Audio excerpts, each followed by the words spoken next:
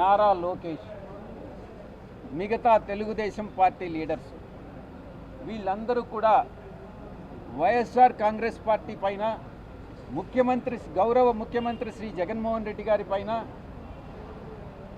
అసభ్యకరమైనటువంటి పదజాలం వాడుతూ, అది యువగళం పేరుతో నారా లోకేష్ చేస్తున్నటువంటి పాదయాత్ర కావచ్చు, చంద్రబాబు నాయుడు పెట్టేటటువంటి సభలు కావచ్చు, ప్రతి దగ్గర కూడా అసభ్యకరమైనటువంటి పదజాలాన్ని వాడడం మేము ఎలక్షన్ కమిషన్ దృష్టికి తీసుకొచ్చాం.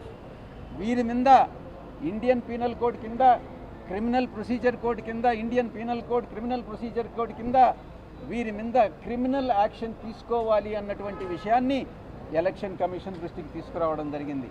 ఇంకొక విషయం, నారా లోకేష్ ప్రతి దగ్గర కూడా ఎక్కడ పబ్లిక్ని అడ్రస్ చేసినా నేను ఒక ఎర్ర బుక్కు, ఆ బుక్కు ఇదిగో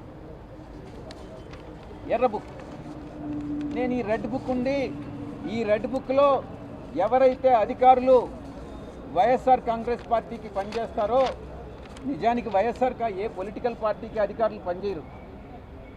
అధికారులు ఎప్పుడు కూడా బ్యాలెన్స్డ్గానే ఉంటారు. ఎవరైతే తెలుగుదేశం పార్టీకి వ్యతిరేకంగా పనిచేస్తారో, ఇవన్నీ ఆరోపణలు, వారందరినీ కూడా నేను ఈ బుక్లో వారి పేర్లు నోట్ చేసుకుంటున్నాను.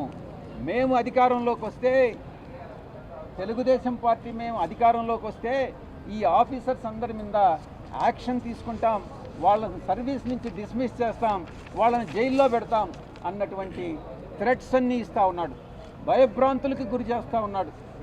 వీరి మీద, నారా లోకేష్ మీద, నారా చంద్రబాబు నాయుడు మీద తగిన చర్యలు తీసుకోవాలి అన్నటువంటి విషయాన్ని ఎలక్షన్ కమిషన్ దృష్టికి తీసుకురావడం జరిగింది.